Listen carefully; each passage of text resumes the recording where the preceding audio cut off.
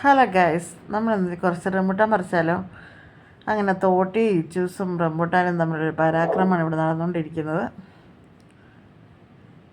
Finally നമുക്ക് കുറച്ച് rambutan കിട്ടി. ബാക്കിയെല്ലാം പഴുത്തിട്ടില്ല, പഴുക്കാനുണ്ടായിരുന്നു ഗൈസ്. അങ്ങനെ കുറച്ച് നേരം പറമ്പിലൂടെ നടന്നപ്പോഴാണ് ഈ ജാതിമരം നമ്മുടെ കണ്ണിൽപ്പെട്ടത്. മുകളിലൊക്കെ നിറയെ ജാതിക്കയുണ്ട്, പക്ഷെ താഴേക്ക് വരുമ്പം കുറച്ചധികമേ ഉള്ളൂ. അതിൽ നിന്നൊരു ജാതിക്ക ഞങ്ങൾ പൊട്ടിച്ചു. ഇത് വെച്ച് നമുക്കൊരു കിടിലൻ ചമ്മന്തി ഉണ്ടാക്കിയാലോ? ഉള്ള കാന്താരി പറിച്ചെടുക്കാം. അതിനായിട്ട് നമുക്ക് കാന്താരിയിൽ കുറച്ച് കാന്താരിയൊക്കെ ഉണ്ട്, അപ്പോൾ അതൊക്കെ ഒന്ന് പറിച്ചെടുക്കാം. അങ്ങനെ അതെല്ലാം പറിച്ച് ഒരു പ്ലേറ്റിലേക്കാക്കി.